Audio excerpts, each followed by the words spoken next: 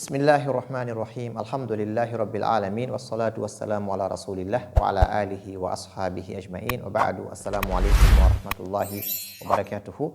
Bienvenue sur notre chaîne Comprendre l'Islam, chaîne qui vous enseigne cette religion, qui vous enseigne le Coran. Alors, nous sommes dans notre cours de At-Tajwid wal Coran. Nous sommes toujours avec les préliminaires de At-Tajwid. Mabadi'u ilm at-Tajwid. Et nous sommes aujourd'hui avec le 8e point.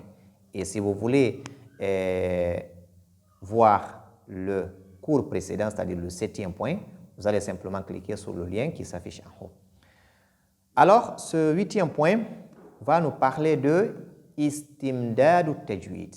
Istimdaduhu, la source de cette science. Cette science est tirée d'où?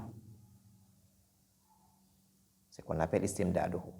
Le cheikh, il dit ma'khudun min kayfiyati qira'ati an-nabiy sallallahu alayhi wa sallam wa ashabihi.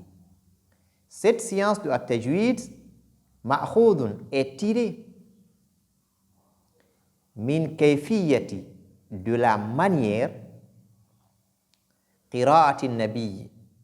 Donc, elle est tirée de la manière de lire du messager d'Allah sallallahu alayhi wa sallam. Comment est-ce que le messager lisait le Coran? La manière de lire du messager d'Allah constitue la source, l'origine de At-Tajwid. C'est de là sont tirées toutes les règles que nous allons voir dans nos prochains cours, Inch'Allah ta'ala. Il dit wa ashabihi, et ses compagnons. Le messager d'Allah, il l'a reçu, comme on l'a vu dans Mawdu'uhu, ou dans Wadi'uhu afwan.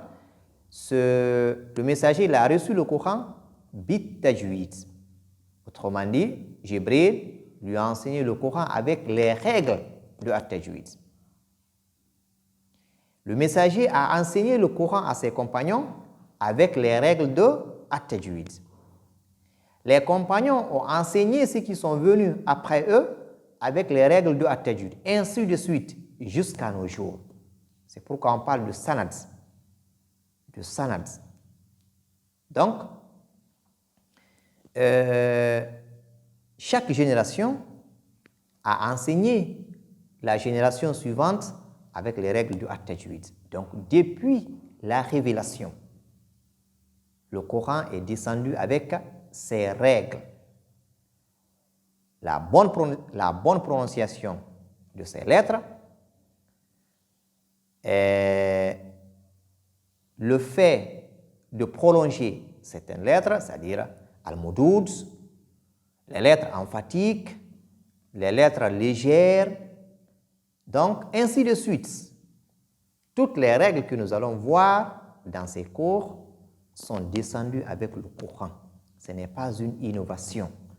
Donc, cette science de At-Tajwid, elle est tirée, ma'khud, elle est tirée de la manière de lire du messager d'Allah sallallahu alayhi wa sallam, du prophète d'Allah sallallahu alayhi wa sallam et de ses compagnons.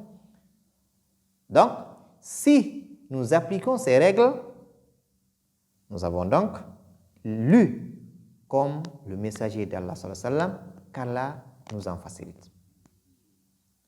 Les règles, comme on l'a dit, au début, il n'y avait pas cette théorie, il y avait juste la pratique. C'est lorsque les gens ont commencé à faire des erreurs dans leur lecture, alors les savants se sont retrouvés pour dire attention, nous allons essayer de nous allons écrire ces règles pour permettre à ces gens de les lire et de les appliquer dans le Saint-Coran. C'est pourquoi nous allons voir des personnes différentes, des personnes de races différentes, d'ethnies différentes, lire le Coran de la même manière. Parce qu'ils ont tous appris les règles théoriques. Donc, chacun va appliquer ces règles dans le Coran et vous allez entendre une seule voix. 10 personnes de pays différents peuvent lire la même sourate, le même verset, et vous entendez une seule voix, c'est-à-dire la même lecture. Cela prouve à suffisance que c'est une parole d'Allah subhanahu wa ta'ala.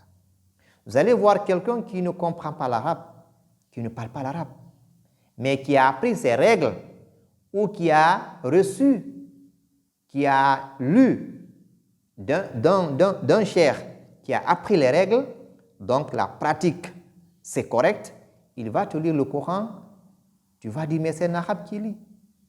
Et pourtant, il ne parle même pas l'arabe.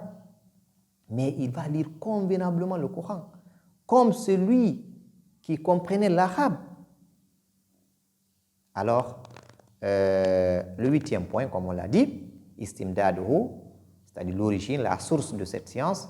Alors, cette science, elle est tirée de la manière de lire du messager d'Allah sallallahu alayhi wa sallam et de ses compagnons.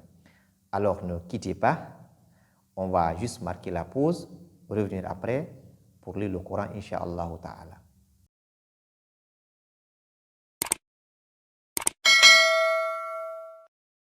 Bismillahirrahmanirrahim. Alhamdulillah wa salatu wa salamu ala rasulillah wa ala alihi wa ashabihi ajma'in wa ba'du. Assalamu alaikum wa rahmatullahi wa barakatuh. Bienvenue dans cette deuxième partie de ce cours de Tajwid. Nous allons lire aujourd'hui le verset Siratal ladhina an'amta alayhim. Ce verset commence par Sad et nous avions vu dans le cours passé Ihdina sirata. Donc tout ce qu'on avait dit sur as-sirata, c'est ce que nous allons dire aussi sur Siratal ladhina. Seulement que Siratal ladhina n'a pas de alif lam.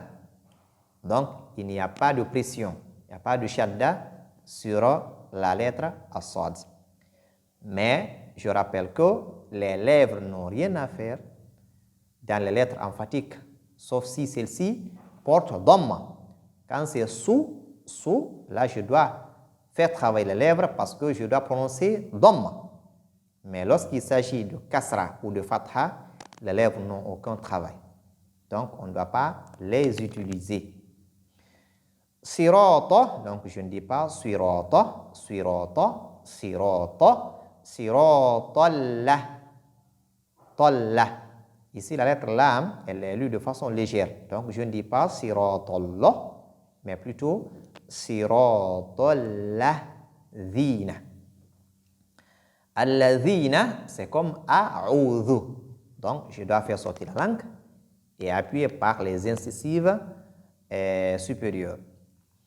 Siratalladhina. An'amta. Et là, je ne dis pas anamta. Non, je ne dis pas anamta. Je ne dis pas aussi an'amta. C'est-à-dire mettre tout comme aïn. Non. Je ne dis pas an'amta. Donc, faire tout en hamza. Non. La première lettre, c'est hamza. Elle sort du fond de la gorge. Ah. An. La seconde, c'est aïn, qui sort du milieu de la gorge. Donc, 2 points d'articulation différents. Je ne dis pas an, am. Je ne dis pas an, am. C'est la première qui est hamza, donc an, amta, an, amta. Ici, nun et mim portent sukun. An, amta. Ils ont aussi les mêmes caractéristiques at-tawassut. Donc, qui est l'intermédiaire entre ar-rakhawa wa shidda. An, amta. Je ne dis pas an, amta. Je ne dis pas an, amta. Non. An, amta. An, amta. Alayhim. Ici vient aussi ayn. Et ayn qui est an'amta et ayn qui est au début de alayhim, c'est la même lettre, d'écriture différente.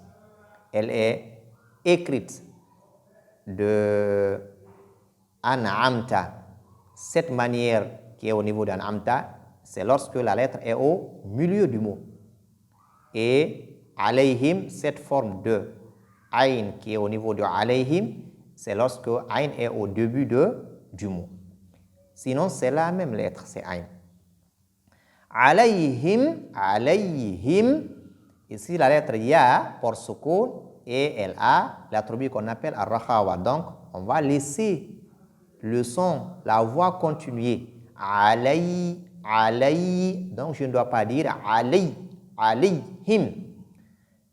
Alayhi, alayhi, alayhim, alayhim. Et ha qui vient porte kasra. Je ne dis pas alayhim, non. Je ne dis pas aussi alayhi, parce que ce n'est pas ha qui est ici. Ha sort avec hamza au niveau du fond de la gorge qui est aqsal halq. Alayhim. Je ne dis pas aussi alayhim, donc je ne dois pas prolonger. Alayhim, car il n'y a pas ya devant hi. Donc je dis simplement alayhim, him. Donc, siratal ladhina an'amta alayhim. Siratal ladhina an'amta alayhim. Barakallahu fikum wa fi ilmikum. Qu'Allah vous bénisse, qu'Allah bénisse votre connaissance, votre savoir, qu'Allah nous fasse comprendre ce Coran et nous facilite la lecture convenable de ce Coran. Barakallahu fikum jami'an. Wassalamu alaikum wa rahmatullahi wa barakatuhu.